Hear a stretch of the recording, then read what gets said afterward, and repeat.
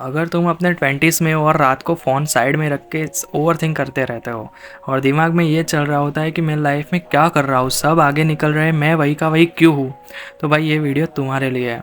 क्योंकि lost feel करना कोई फेलियर नहीं होता, लॉस्ट फील करना इस एज का कॉमन इमोशन है। हमारे साथ सबसे बड़ी दिक्कत क्या होती है पता है, हमें एक विज़न चाहिए होता है, पर जब वो नहीं मिलता तो हम छोटी छोटी चीज़ों पे खुश होने लगते हैं।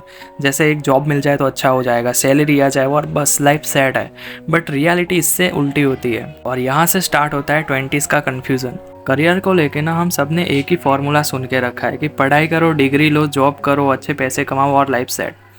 बट उसमें तुम्हें इंटरेस्ट है या नहीं वो भी चेक करना ज़रूरी है फ्यूचर के लिए। क्योंकि तुम काम करते रहते हो लेकिन तुम खुद को खो देते हो। तुम सोच लेते हो मुझे ये करना है, पर एक्चुअली तुमने कभी प्रॉपरली एक्सप्लोर ही नहीं किया होता कि वो चीज़ तुम्हारे लिए है भी या नहीं। बस सुना होता है कि इस फील्ड में स्कोप है, इस जॉब में पैसा है, इस लाइन में फ्यूचर सिक्योर है, और बिना इंटरेस्ट के हम घुस जाते हैं। फिर क्या होता है पता है कि जॉब मिल भी जाती है पर दिल नहीं लगता, सुबह उठने का मन नहीं करता, काम करते हुए थकान ज़्यादा लगती है और धीरे धीरे हम अपने आप को ही खो देते हैं। सबसे बड़ी प्रॉब्लम ये होती है कि इस फेज़ में तुम्हारे पास खुद से बात करने का टाइम ही नहीं रहता। तुम बिजी हो जाते हो पर सेटिस्फाइड नहीं होते।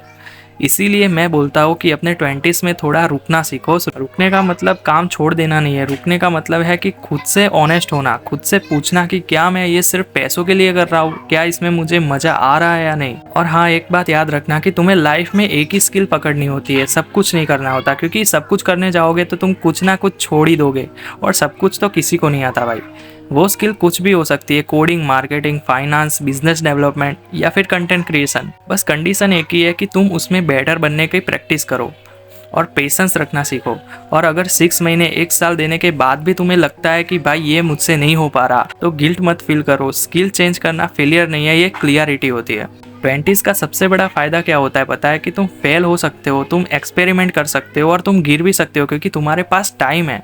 गिरोगे तो फिर से उठोगे, इंप्रूव करने का टाइम होगा तुम्हारे पास, और गिर के ही तुम अपना पोटेंशियल समझते हो। इस एज में सबसे बड़ा डेंजरस क्या होता है पता है, कि गलत जगह पे ज़्यादा टाइम दे देना, सिर्फ इसीलिए क्योंकि लोग क्या कहेंगे। लोग कुछ भी नहीं बोलते भाई, तुम्हारी लाइफ तुम्हें जीनी है। इसीलिए बी योर सेल्फ, खुद को थोड़ा टाइम दो, शोर से दूर रहो, फ़ोन साइड में रखो और सच में सोचो तुम क्या बनना चाहते हो, सिर्फ कमाने के लिए नहीं, जीने के लिए। क्योंकि करियर एक रेस नहीं है, ये एक प्रोसेस है। बात करते हैं रिलेशनशिप की, क्योंकि 20s का कन्फ्यूज़न सिर्फ करियर से नहीं होता, रिलेशनशिप भी उसमें बहुत बड़ा रोल प्ले करती है। सच बोलूँ तो ये एज हॉर्मोन्स की भी होती है, अट्रैक्शन होता है, प्यार होता है, अटैचमेंट्स हो जाती है, और ये गलत भी नहीं है, प्यार होना भी अच्छी बात है। पर प्रॉब्लम तब स्टार्ट होती है जब तुम अपनी पूरी आइडेंटिटी सिर्फ रिलेशनशिप के अराउंड बना लेते हो। तुम्हारा मूड उस पर्सन पे डिपेंड करने लगता है, तुम्हारी हैप्पीनेस उसके रिप्लाई पे डिपेंड करने लगती है, और धीरे धीरे तुम अपने गोल से दूर हो जाते हो। तुम सोचते हो अभी थोड़ा टाइम इस पे दे देता हूँ, करियर बाद में देख लेंगे, अभी तो प्यार इम्पोर्टेंट है। ये सब होता है लेकिन ये अच्छी नहीं है भाई बात। पर बाद में जब टाइम निकल जाता है ना, तो रिग्रेट होता है। रिग्रेट ये नहीं होता कि रिलेशनशिप था, रिग्रेट ये होता है कि काश मैंने खुद पे थोड़ा ज़्यादा ध्यान दिया होता। और एक बात क्लियर समझ लो भाई, रिलेशनशिप तुम्हारी लाइफ का पार्ट हो सकती है पर तुम्हारी पूरी लाइफ नहीं होती। अगर तुम आज अपने आप को बेटर नहीं बनाओगे ना, तो कल जिस लड़की से शादी होगी उससे खुश रखने का भी मुश्किल हो जाएगा। ये बात कड़वी है पर सच है भाई। आज अगर तुम फाइनेंशियली वीक हो, मेंटली कंफ्यूज हो, इमोशनली अनस्टेबल हो, तो रिलेशनशिप भी प्रेशर बन जाती है। इसीलिए इस एज में फोकस होना चाहिए खुद को बिल्ड करने पे। मतलब ये नहीं कि तुम प्यार ही मत करो, मतलब ये है कि प्यार में इतना मत खो जाओ कि तुम अपने आप को ही खो दो, अपने आप को ही भूल जाओ। अपनी रूटीन बनाओ, अपने गोल्स क्लियर रखो, अपने मेहनत कंटिन्यू रखो। जो सही रिलेशनशिप होती है ना, वो तुम्हें रुकेगी नहीं, वो तुम्हें ग्रो करते हुए देख के खुश होगी भाई, और तुम्हें वो हेल्प करती है। और अगर कोई तुम्हें बोल रहा है कि ये छोड़ दो, वो मत करो, ये मत करो, मेरे लिए चेंज हो जाओ, जो तुम्हें सच में अपना मानता है ना, तो वो तुम्हारे फ्यूचर को बर्बाद नहीं करेगा। सबका एक टाइम होता है भाई, रिलेशनशिप का भी, शादी का भी। पर अगर तुमने अपनी 20s बर्बाद कर दी ना, तो बाद में सिर्फ कॉम्प्रोमाइज़ करना बचता है। इसीलिए अपने आप को प्रायोरिटी दो, सेल्फ रिस्पेक्ट रखो, और ये याद रखो कि प्यार तब और स्ट्रांग होता है जब तुम खुद स्ट्रांग होते हो। अब बात करते हैं फैमिली की। ये वो टॉपिक है जिसको हम बोलते कम है पर दिल में सबसे ज़्यादा चुभता है भाई। 20s में एक अजीब सा प्रेशर होता है, बहुत लोग इसको ओपनली एक्सेप्ट भी नहीं करते, पर हर मिडिल क्लास लड़के के दिमाग में ये थॉट आता ही आता है कि मम्मी पापा के लिए कुछ कर पाऊंगा या नहीं मैं। तुम देखते हो पापा रोज काम पे जा रहे हैं, मम्मा घर संभाल रही है, और तुम सोचते हो कब इनको थोड़ा आराम दूंगा, कब इनको घुमाने ले जाऊंगा, कब बोल पाऊंगा कि अब आप रेस्ट करो, आप रिटायर हो, आप ऐस करो। ये प्रेशर बुरा नहीं है, एक्चुअली ये प्रेशर ही तुम्हारी स्ट्रेंथ होता है। पर प्रॉब्लम तब होती है जब ये प्रेशर तुम्हें तोड़ने लगता है। तुम अपने आप को कंपेयर करने लगते हो, दोस्त का प्रमोशन हो गया, किसी का बिजनेस चल गया, किसी ने घर ले लिया, और तुम सोचने लगते हो मैं पीछे रह गया हूँ अभी तक मैंने तो कुछ अचीव ही नहीं किया। पर भाई हर घर की स्टोरी अलग होती है, हर स्ट्रगल अलग होती है। एक और बात जो बहुत कम लोग बोलते हैं, घर का बड़ा लड़का होना ईजी नहीं होता। तुम्हें स्ट्रांग बनना पड़ता है, अपनी प्रॉब्लम्स छुपा के रखनी पड़ती है, कभी कभी खुद से कॉम्प्रोमाइज़ भी करना होता है, साइड में रखना पड़ता है अपना काम।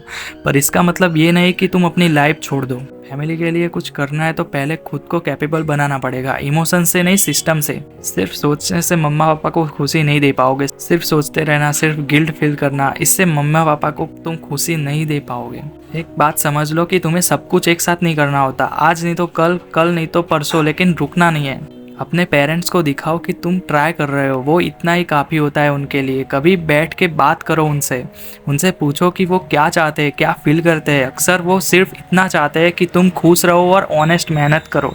और हाँ भाई, द्वारका, सोमनाथ, केदारनाथ ये सिर्फ ट्रिप नहीं होती, ये हर मिडिल क्लास लड़के का सपना होता है कि मम्मी पापा को उस मंदिरों में दर्शन कराने ले जाऊँ। पर उस सपने के लिए तुम्हें आज के दिन सेक्रीफाइस करना पड़ता है। फैमिली के लिए कुछ करने का मतलब ये नहीं है कि तुम अपनी लाइफ खत्म कर लो, मतलब ये है कि तुम अपनी लाइफ को इतना स्ट्रांग बनाओ कि तुम सबको संभाल सको। और ये जो प्रेशर है ना, अगर तुम इसको सही डायरेक्शन में ले जाओगे तो ये तुम्हें तोड़ती नहीं, वो तुम्हें स्ट्रांग बनाती है। अब बात करते हैं दोस्तों की, क्योंकि 20s में दोस्त भी बदलते हैं और ये बात एक्सेप्ट करना थोड़ा मुश्किल होता है। स्कूल के दोस्त अलग हो जाते हैं, कॉलेज के दोस्त अपनी लाइफ में बिजी हो जाते हैं, और कुछ लोग बस कांटेक्ट में रह जाते हैं, कनेक्शन में नहीं। इस एज में तुम्हें समझना पड़ता है कि दोस्त का मतलब सिर्फ बैठ के बातें करना नहीं होता। दोस्त वो होता है जो जरूरत पड़ने पे खड़ा हो, जो तुम्हें नीचा ना दिखाए, जो तुम्हारी ग्रोथ से जलता ना हो।